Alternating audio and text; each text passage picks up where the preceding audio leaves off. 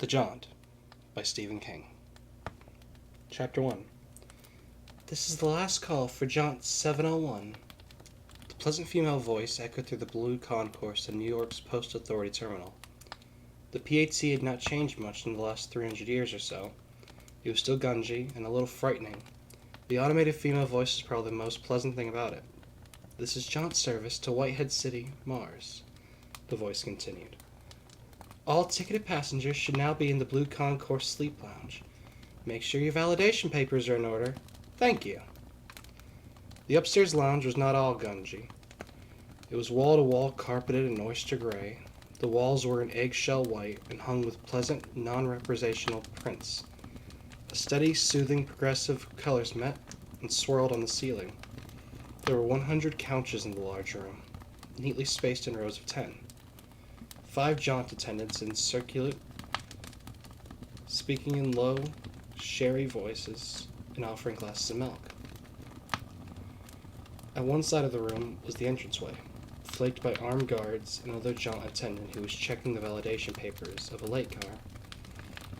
A harried-looking businessman, with the New York World Times folded under one arm. Directly opposite, the floor dropped away in a trough about 5 feet wide and perhaps 10 feet long. It passed through a doorless opening and looked a bit like a child's slide. The Oates family lay side by side on 4 jaunt couches near the far end of the room. Mark Oates and his wife, Marilys, flanked by the 2 children. "Daddy, will you tell me about the jaunt now?" Ricky asked. "You promised." "Yeah, Dad, you promised," Patricia added, and giggled silly for no good reason. A businessman with a build like a bull glanced over at them and went back to the folders of paper he was examining as he lay on his back, his spit-shined shoes neatly together. From everywhere came the low murmur of conversation and the rustle of passengers settling down on the jaunt couches. Mark glanced over at Marilys Oates and winked. She winked back. But she was almost as nervous as Patty sounded. Why not, Mark thought. First jaunt for all 3 of them, he and Marilys had discussed the advantages and drawbacks of moving the whole family for the last 6 months, since he got a notification from Texaco Water that he was being transferred to Whitehead City. Finally, they decided that all of them would go for the 2 years Mark would be stationed on Mars. He wondered now, looking at Marilys's pale face, if she was regretting the decision. He glanced at his watch and saw it was still almost an hour and a half to jaunt time.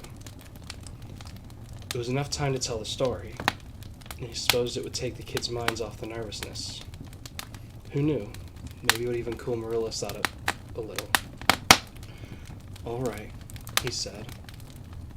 Ricky and Pat were watching him seriously, his son 12, his daughter 9. He told himself again how Ricky would be deep in the swamp of puberty and his daughter would likely be developing breasts by the time they got back to Earth. And again found it difficult to believe. The kids would be going to the tiny Whitehead combined school with the 100-odd engineering and oil company brats that were there. His son might well be going on a geology field trip to Phobos, not so many months distant.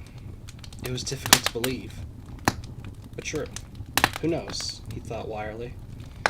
Maybe it'll do something about my jaunt jumps too. So as far as we know, he began, the jaunt was invented about 320 years ago, around the year 1987, by a fellow named Victor Calhoun. He did it as part of a private research project that was funded by some government money. And eventually, the government took it over, of course.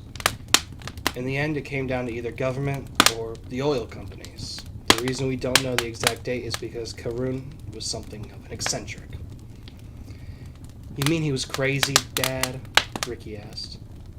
"Eccentric means a little bit crazy, dear," Marilys said, and smiled across the children to Mark. She looked a little less nervous now, he thought. Oh. Anyway, he'd been experimenting with the process for quite some time before he informed the government what he had, Mark went on. And he only told them because he was running out of money, and they weren't going to refund him. "Your money cheerfully refunded," Pat said, and giggled shrilly again. "That's right, honey," Mark said, and ruffled her hair gently. At the far end of the room, he saw a door slide noiselessly open, and 2 more attendants come out, dressed in bright red jumpers of the Jaunt service. Pushing a rolling table, on it was a stainless steel nozzle attached to a rubber hose beneath the table's skirts, tastefully hidden. Mark knew there were 2 bottles of gas. In the net bag hooked onto the side were 100 disposable masks. Mark went on talking, not wanting his people to see the representative of Leith until they had to. And if he was given enough time to tell the whole story, they would welcome the gas passers with open arms, considering the alternative. Of course, you know that Jaunt is teleportation, no more or less, he said. Sometimes, in college chemistry and physics, they call it the Karun process, but it's really teleportation. And it was Karun himself, if you believe the stories, who named it, the Jaunt. He was a science fiction reader, and there's a story about a man named Alfred Bester. The Star's My Destination, it's called. This fellow Bester made up the word jaunt for teleportation in it. Except in his books, you could jaunt by just thinking about it, and we can't really do that. The attendants were fixing a mask to the steel nozzle and handing it to an elderly woman at the far end of the room. She took it, inhaled once, and fell quiet and limp on her couch. Her shirt had pulled up a little, revealing one slack thigh road mapped with her varicose veins. An attendant considerately readjusted for her, while the others pulled off the used mask and affixed a fresh one. It was a process that made Mark think of the plastic glasses in motel rooms. He wished to God that Patty would cool out a little bit. He had seen children who'd been held down, and sometimes they screamed as the rubber mask covered their faces. It was not a normal reaction to a child, I suppose. It was nasty to watch, and he didn't want to see it happen to Patty. About Rick, he felt more confident. I guess you could say the jaunt came along at the last possible moment, he resumed. He spoke towards Ricky, but reached across and took his daughter's hand. Her palm was cool and sweating lightly. The world was running out of oil, and most of what was left belonged to the Middle Eastern desert peoples, who were committed to using it as a political weapon. They had formed an oil cartel called the OPEC. "What's a cartel, Daddy?" Patty asked. "Well, a monopoly," Mark said. "Like a club, honey," Marilla said. "And you could only be in the club if you had lots of oil." "Oh." "I don't have time to sketch the whole mess for you," Mark said. "You'll study some of it in school, but it was a mess. And let's let it go at that. If you owned a car, you could only drive it 2 days a week, and gasoline costs 15 old bucks a gallon." "Gosh," Ricky said, "it only costs 4 cents or so a gallon now, doesn't it, Dad?" Mark smiled. "That's why we're going where we're going, Rick. There's enough oil on Mars to last almost 8,000 years, enough on Venus to last another 20,000. But oil isn't even important anymore. Now what we need most of all is water!" Patty cried, and the businessman looked up from his papers and smiled at her for a moment. "That's right," Mark said. "Because in the years between 1960 and 1930, we poisoned most of ours. The first water lift from the Martian ice caps was called Operation Straw." That was Ricky. "Yes. 2045, or thereabout. But long before that, the jaunt was being used to find sources of clean water here on Earth. And now, water is our major Martian export. The oil is strictly a sideline, but it was important then." The kids nodded. "The point is, those things were always there. But we were only able to get it because of the jaunt. When Karun invented his process, the world was slipping into a dark age. The winter before, over 10,000 people had frozen to death in the United States alone because there wasn't enough energy to heat them." "Oh, yuck," Patty said matter-of-factly. Mark glanced to his right and saw the attendants talking to a timid-looking man, persuading him. At last he took the mask, seemed to fall dead on his couch seconds later. First-timer, Mark thought.